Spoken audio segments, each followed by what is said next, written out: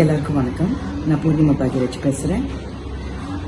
நம்மளை சமீபத்தில் விட்டுட்டு போன நடிகரும் இயக்குனருமான பாக்யராஜ் அவர்கள் இறந்து போய் 10 நாட்கள் ஆயிருக்க நிலையில இப்போ வைரமுத்து பாக்யராஜ் அவர்களோட குடும்பத்தை நேரில் சந்திச்சு பாக்யராஜ் அவர்களோட கடைசி ஆசை இதுதான் அப்படின்னு சொல்லிட்டு அவங்க எல்லாருக்குமே ஒரு ஆச்சரியமான விஷயத்த கிஃப்டா கொடுத்துருக்காரு.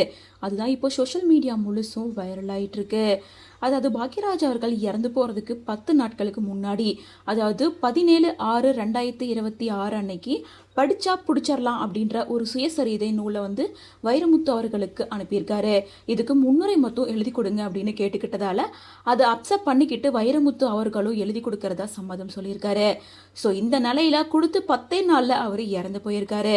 அதை தொடர்ந்து அந்த நூலை எழுதி முடிச்சுட்டு இது குறித்து ரொம்ப நெகிழ்ச்சியா சில விஷயங்களை ஷேர் பண்ணியிருக்காரு. 17/6/2026 அன்னைக்கு படிச்சா பிடிச்சிடலாம் அப்படின்ற ஒரு சுயசரிதை நூலை எனக்கு அவர் கொடுத்து முன்னுரை எழுதி கொடுன்னு கேட்டாரு.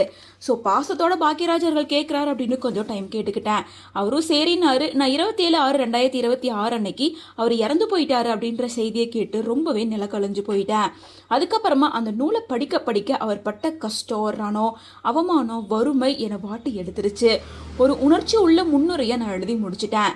இது முன்னாடி மாதிரி இருந்திருந்தா கண்டிப்பா இதை இமெயில் மூலமா அனுப்பியிருப்பேன். ஆனா இப்போ சூழ்நிலை வேற மாதிரி இருக்கு. இதை நேர்ல போயிட்டு பாக்யராஜ் அவர்களோட மனைவி கிட்ட கொடுக்கறது தான் மரியாதை அப்படின்னு நினைச்சு நேத்து மாலை அவங்க வீட்டுக்கு போயிருந்தேன். திருமதி பூர்ணிமா கிட்ட முன்னுரையை வழங்கியிருந்தேன். கூட தம்பி சாந்தனும் இருந்திருந்தாரு. இந்த நூலை யாரை வெளியிட்டாலும் சரி சீக்கிரமா வெளியிடுங்க, உயிர் துடிப்புள்ள புத்தகம் இது அப்படின்னு சொல்லி ரொம்ப நெகிழ்ச்சியோட இந்த பிக்சரையும் ஷேர் பண்ணி இந்த ஸ்டேட்மெண்ட்டையும் வைரமுத்து அவர்கள் ரிவீல் பண்ணியிருக்காரு.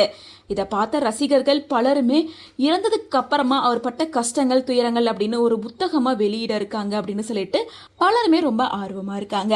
அண்ட் பாக்யராஜ் அவர்களோட லைஃப் ஹிஸ்டரி மாதிரி தான் அந்த புக் இருக்க போகுது அப்படின்னு சொல்லிட்டு பாக்யராஜ் அவர்களோட மொத்த லைஃபையுமே அதில் எழுதியிருக்காரு அப்படின்னு வைரமுத்து அவர்கள் சொன்னதுல இருந்து இந்த புக்கை யாரு பப்ளிஷ் பண்ண போறாங்க, எப்போ பப்ளிஷ் பண்ணுவாங்க அப்படின்னு சொல்லிட்டு பலரோட எக்ஸ்பெக்டேஷனும் இருக்கு. மறைஞ்சும் இந்த உலகத்துல ஒவ்வொருட மனசுலயும் பாக்யராஜ் அவர்கள் வாழ்ந்துட்டு தான் இருக்காரு அப்படின்னு பலருமே அவங்களோட ஆதங்கத்தை வெளிப்படையா பேசிட்டு வராங்க.